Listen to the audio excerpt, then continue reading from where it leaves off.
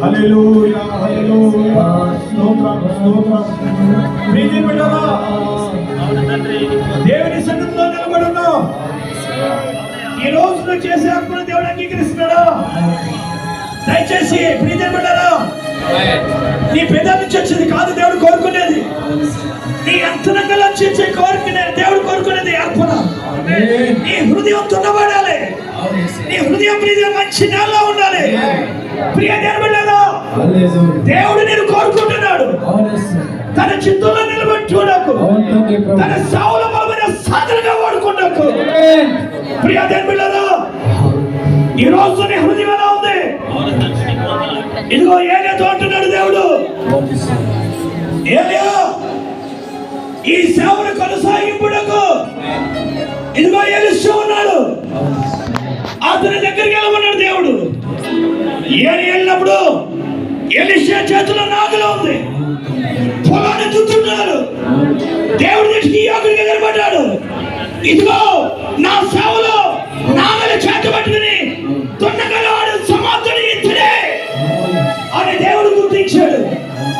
ప్రియములారా, నాగలి మీద చేస్తున్నాడు, పొలం తినవాడు దేవుడి పొలం దున్నడకు నాగలి దేవుడు ఎలీషా మీద నిలబెట్టాడు.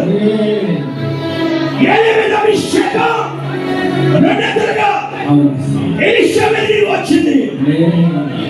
కాబట్టి సూర కార్యాలు చేయగలిగాడు. అతడు చనిపోయినా, అతని ఎముకలు చనిపోయిన వ్యక్తిని బ్రతికించగలిగాయి. అతడు చనిపోయిన కానీ క్రీస్తులో ఇంకా జీవిస్తున్నాడు. అతడు మట్టించు ఉన్నాడు. కరువుని ప్రియమైనరా, ఒక రెప్పపాటుని రాత్రికాల సమయంలో ఉదయం కళ తోరమన చేశాడు. అతడు గొప్ప ప్రార్థనీయుడు. ఏలీ కంటే రెండంతలుగా పడుతున్నాడు.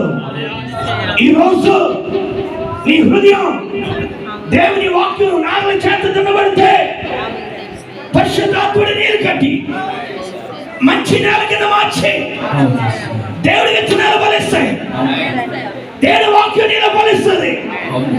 అది ఎదిగి అనేక మంది ఫలించేలా చేస్తుంది. దేవుడికి కావాల్సిన రోషం కలిగారు. ప్రియములారా, ఏలీ ఎప్పుడైతే అతను అభిషేకించాడో తన తల్లిదండ్రులు విడిచిపెట్టాడు, దేవుని అందించాడు. సాకుడు వెళ్ళే వరకు అతడు పరిచయం ప్రియతను వెంబడించాడు. ఇప్పుడు ప్రియములారా, సావు కలిపోయినా కానీ ఆ పరిచయాన్ని ఎలీషా భుజాల మీద మోపాడు దేవుడు. ప్రియములారా, దేవుని మధ్యలో ఉన్న నీవు దేవుని పరిచయంలో దేవుని ఎన్నుకోవాలనుకుంటున్నాడు. నాగల్ని భుజం మీద ఉండాలి. ఆ నేల ప్రియముల దున్నబడాలి. ప్రియముల పరిచయంలో రాళ్ళు ఉండొచ్చు, ముళ్ళు ఉండొచ్చు, ప్రియముల బండలు ఉండొచ్చు. కానీ నాగలి చేత ప్రతిది కూడా పెరిగి బాగుపోయేటకి దేవుని అభిషేకం మీదకి వస్తుంది. పరిశుద్ధాత్ముడి నీరు వల్ల దిగి వస్తున్నాడు.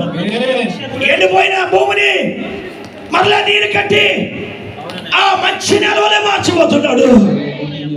ఒక్కసారి మంచి నేల కింద మారాలంటే నీ జీవితంలో రాళ్ళు ఉన్నాయేమో, ముళ్ళలు ఉన్నాయేమో, బండలు ఉన్నాయేమో.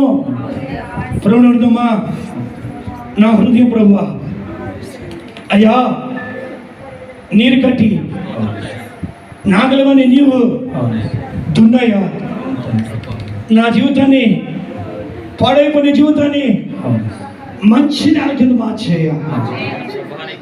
నేను నీలో ఉండి ఫలించా. పాడైపోయిన నా జీవితాన్ని నీరు కట్టి దున్ని వాక్యం విత్తనాలు వేసి ఆ ప్రకారంగా ఫలించడం నేర్పున్నాడుదమ్మా. దేవుడు నేను ఫలించమని అడుగుతున్నాడు. ఇంకెంతకాలం జీవితంలో ముళ్ళు, ఆ ముళ్ళుని దేవుడు విరిచివేశాడు. ఆ రాడు అనేది క్రీస్తు బండ కింద దేవుడు మార్చబోతున్నాడు. ఆ సైద్యము వ్యవసాయం కింద దేవుడిని హృదయ గురించి చూడబోతున్నాడు. ఇక నుంచి దేవుడు అంటుకోబడితే కనుక ఫలించే ద్రాక్ష ఉంటా. ప్రభా, నా జీవితాన్ని మార్చేయ్యా. నా గురించి ఏసు కనుక తిరుగుతున్నాం పరిశుద్ధ పనులు ముందు సాగుతాను. మొదటి ప్రభువా నా స్థితిలో ఉన్న తీర్పు నా హృదయంతో కూడా నా కుటుంబంతో కూడా అప్పుడు ప్రభా సంఘంలో అనేక జనం వరకు నాగల భుజం ఎత్తుకుని అనేక పొలాలు కలిగిన దున్నులకు అనేక మంది మంచి నాగలు మార్చగలుగుతారు వాడుకొని అడుగుతాం. దేవుడు ఎలిషా చూశాడు. ఎలిషా దాన్ని ఉంటే నేను కూడా ఎదుర్కొంటాడు. దేవుడు చనిపోయినగా నేను సాక్షిగా ఉంటాం. తల్లోచుకున్నాం ప్రాణం చేసుకుంటాం. ఆనందంగా శిరీష ప్రార్థన